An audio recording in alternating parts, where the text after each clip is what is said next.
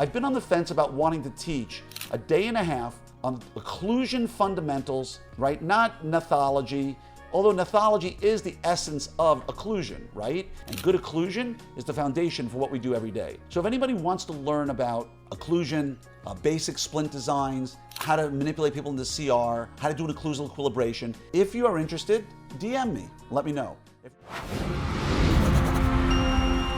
Hello there, everybody. Welcome to another episode of your 5-Minute Friday. I'm your host, Dr. Glenn Krieger. Now, today, you're either going to love this 5-Minute Friday or you're going to detest this 5-Minute Friday. Why? Because I'm going to say a nasty word. If you're not an orthodontist or a dentist, you might not like this. And I know a lot of people who aren't clinicians do listen to this podcast. You'll learn something along the way here. But occlusion.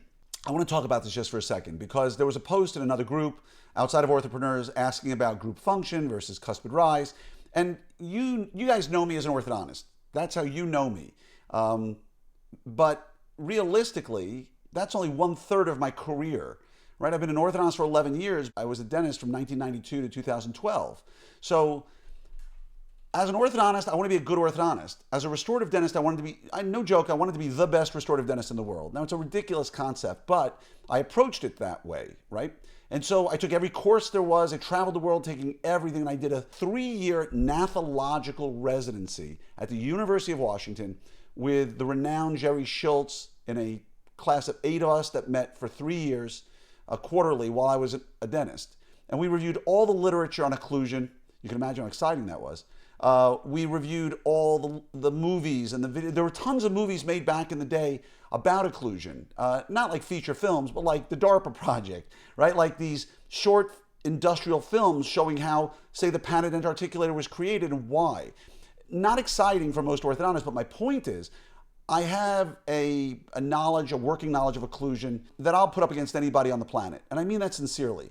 Because only 8 of us every 3 years went through this, and we learned all the literature from everything related to the muscles, the joint, everything occlusion. Now, it was important for me back then because I was restoring people full mouth reconstructions. And now as an orthodontist, I'm restoring people as a full mouth reconstruction. So I think the best orthodontists I know far and away are the doctors who've been to the Roth course. If you go to any city and ask who's the best orthodontist in this city, I will guarantee you, in most instances, it's somebody who did the Roth course, which was all about occlusion. And what you need to understand is that people come into our office and they present with lots of different symptoms. And we need to know how to deal with it. Rather than just saying, well, I'm afraid to treat you, or your jaw's clicking, or you have a deviation on opening, or a whole host of things. We have to know how to deal with that.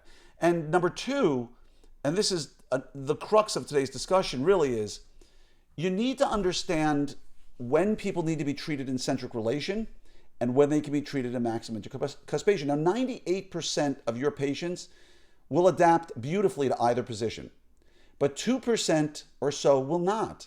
Those are the numbers that were thrown out years ago, and it's an estimation, right? The point being, the overwhelming majority of patients that you treat, you can treat them any way you want, and they'll adapt. But there's going to be a group of people who you're going to treat who are not going to adapt.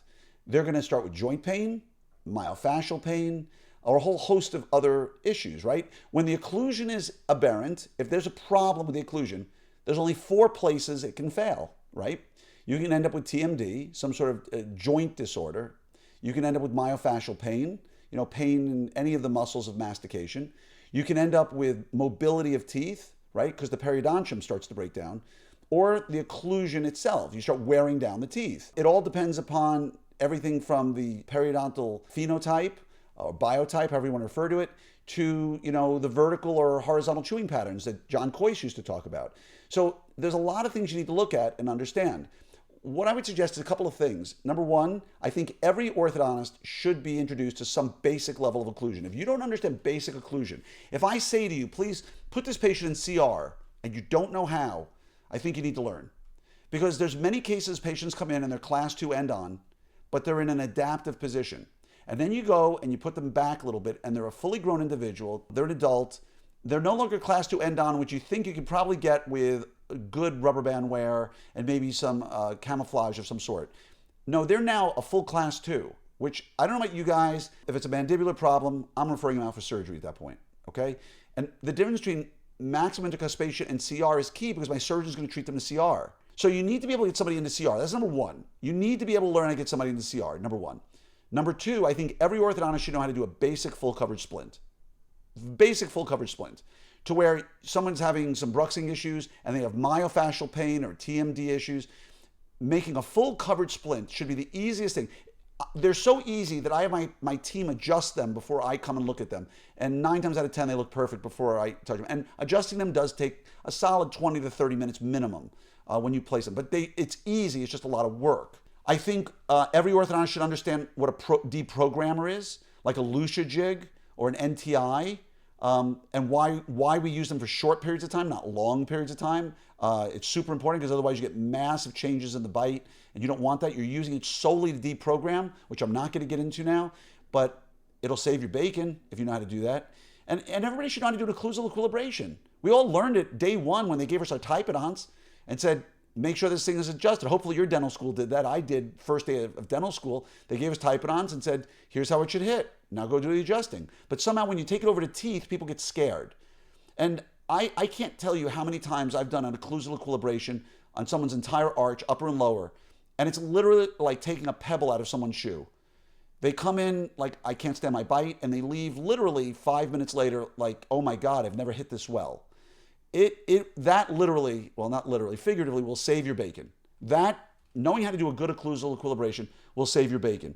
The problem is there aren't many places to learn this today. You can read Richard Dawson's amazing book on occlusion and splints. It's worth reading. He's probably the master of this over the last 50 to 75 years.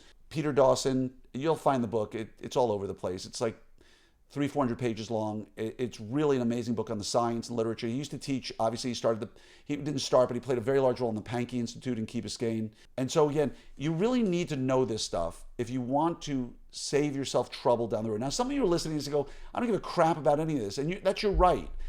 But I'm just telling you, this is so easy to learn and so easy to understand that when I see a post asking, is group function okay? It shows how little people know when they think about occlusion. That the orthodontist asking it and all the orthodontists who answered didn't have a clue about occlusion. It was so crystal clear they never learned the science of occlusion. Because group function was something that was designed back in the day by Stewart, i.e. the Stewart articulator, the fully functional articulator with custom ground fossa boxes and all that stuff. It was designed for dentures, to give a balanced occlusion on dentures, because you can't do anterior guidance on a denture. You can't do cuspid rise on a denture. The moment you get that tipping force, the denture falls out of the mouth. So you need group function on both sides, right? But in a human being with teeth, like a fully, dentated human being, dentulated human being, you can't do group function and expect it to last long. They'll wear down everything. Why? Because you know when posterior teeth hit, temporalis and masseter hit much harder, and you wear things down, and joint problems and myofascial pain. And if you can't tell the difference between myofascial pain and TMD, you need to learn that. Because you never, ever, ever, ever need to refer out for myofascial pain. Ever.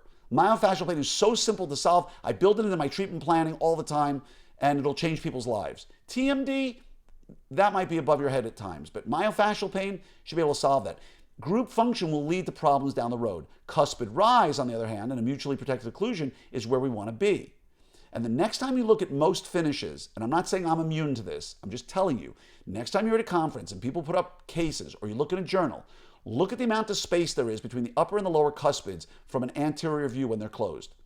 They need to be coupled tightly because the moment they move, you need to disclude the posteriors. Otherwise, you end up with balancing interferences and working interferences. And that starts getting ipsy and contralateral musculature firing, and that's what leads to people having problems down the road. And as I told you, the overwhelming majority of your patients will adapt just fine. So you can say to me, Glenn, none of this matters. My patients do fine. The overwhelming majority of your patients do just fine. But there is a very small percentage who don't. And it's iatrogenic.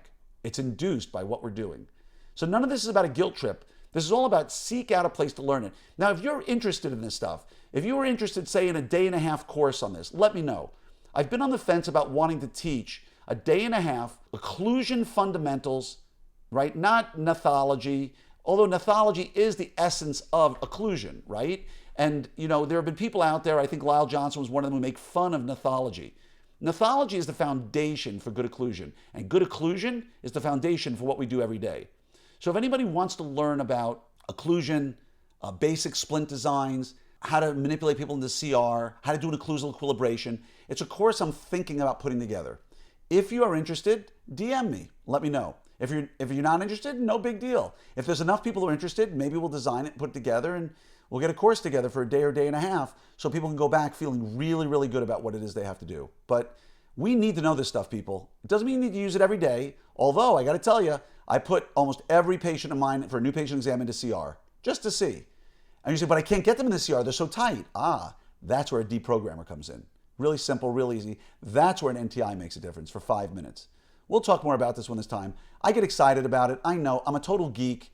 You guys can discuss brackets and wires all day long. I'm going to sit here and talk about occlusion for weeks. And if you put me with the best orthodontists in our profession, like Ron Ronconi, like Tom Pitts, like any number of people, Cole Bursch out of Detroit, you put me with those people, we've had conversations literally for hours about occlusion because it matters. So anyway, much love to each and every one of you. Let me know if there's anything I can do to help you, and just wishing you a great day.